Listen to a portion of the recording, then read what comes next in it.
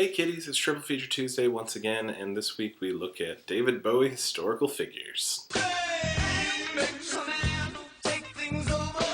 Yeah, I know we did last week was a day had David Bowie, Alan Rickman, and Lemmy, but if you remember, I was actually talking about historical figures and how I couldn't think of a third, but then I thought of a third, so now we're doing David Bowie historical figures, movies in which David Bowie has played somebody famous from history. We're going to go in order of increasing ridiculousness of David Bowie's accent. So our menu is going to include The Last Temptation of Christ, Basquiat, and The Prestige. In our first and most controversial movie on the triple feature, David Bowie is playing Roman prefect Pontius Pilate, famous for being in charge of the Roman province of Judea when Jesus Christ was crucified. And oddly enough, David Bowie, not the first choice to play Pontius Pilate. Originally, Martin Scorsese wanted Sting, but for various reasons that didn't happen, and so he went for the next available English pop star, I guess. David Bowie is in the movie for only one scene, and he has it with Willem Dafoe playing Jesus Christ, because Willem Dafoe. It's a 3-minute scene in which Pontius Pilate is just questioning Jesus on who he is, what he's about, and whether or not he might actually be the Messiah. But whereas in the Bible it's usually depicted that he doesn't want to crucify Jesus, Pontius Pilate in this one doesn't seem to care one way or the other, and is moderately annoyed that people are kind of rocking the boat, because he's crucified more than enough people to get the message across, as he sort of says to Jesus in the scene. But, I mean, The Last Temptation of Christ is an incredible movie, and just lots of weird choices that make the movie all the richer for it, and not the least of which is it's David Bowie playing Pontius Pilate.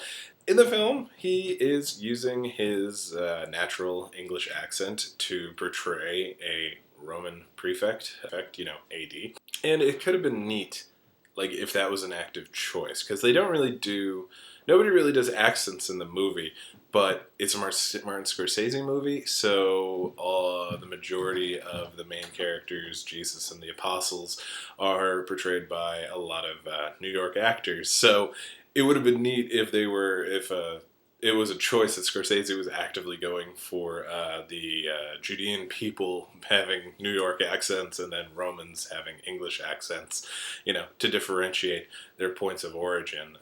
Hopefully they did, otherwise it's just kind of goofy.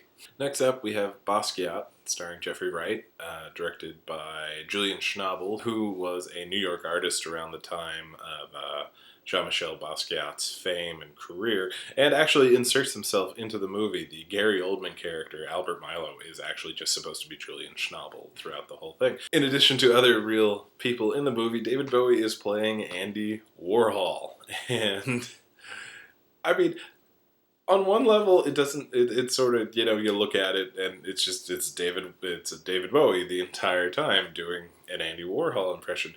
On the other hand, I feel that Warhol would have thought this was the perfect way to portray him, because he's using a famous celebrity that almost looks nothing like him, but, is emoting the attitude of Andy Warhol. And also because of the way he talks. Bowie at different points attempts an American accent. I'm not sure if he's specifically trying to do Andy Warhol's Pittsburgh accent, but the thing is, he's doing the Andy Warhol voice, but he's doing it very mechanically, almost in the same way that Andy Warhol would do screen prints, just churning them all out. Every single line that David Bowie speaks, it's in the same exact tone with this drony monotone, borderline whininess at the end, and it doesn't matter what he's talking about. It could be anything. 77 years ago, our forefathers brought forth on this continent a new nation conceived in liberty and dedicated to the proposition that all men are created equal. Once upon a midnight dreary, while I pondered weak and weary over many quaint and curious volume of forgotten lore, my milkshake brings all the boys to the yard, and they're like, it's better than yours. Damn right, it's better than yours. I could teach you, but I'd have to charge. Over and over and over again. And, I mean, admittedly, David Bowie is not the biggest part in this movie. It's all following Jeffrey Wright as Jean-Michel Basquiat. It's really great, if only because of all the different people playing all the different actors popping up and playing different I say characters, real life people. Like you got Michael Wincott doing the least Michael Wincott part of his life, playing Rene Ricard. Dennis Hopper, who was a big art collector, playing the equally famous art dealer Bruno Bischofberger. And then there's, Courtney Love. But David Bowie playing Andy Warhol with a relapsing, remitting English accent throughout the whole thing. I don't know. I just like there's been a lot of Andy Warhols in movies, but I think David Bowie did a pretty good one. Finally, we have the Christopher Nolan's The Prestige with David Bowie as the Austrian slash what is modern Croatia now, Nikola Tesla, the famous electrical inventor whose services are sought after by Hugh Jackman and Christian Bale at various points in the film. He's in it for maybe 5 minutes doing his approximation of an Austrian accent. It's fine. And it's just really neat. And it was stunt casting, but, Chris Nolan really wanted him to play this minor but very important part in the film. And he plays it well. He just has this beautiful entrance where he's just coming out in electricity and is giving Hugh Jackman a warning. Know when to let go of your obsessions before they take control of you. And, he of course doesn't listen to that. But it's a great little understated part. All of these parts give you a broad spectrum of what kind of actor David Bowie was, and he was a good one with a surprising amount of range when you got down to it.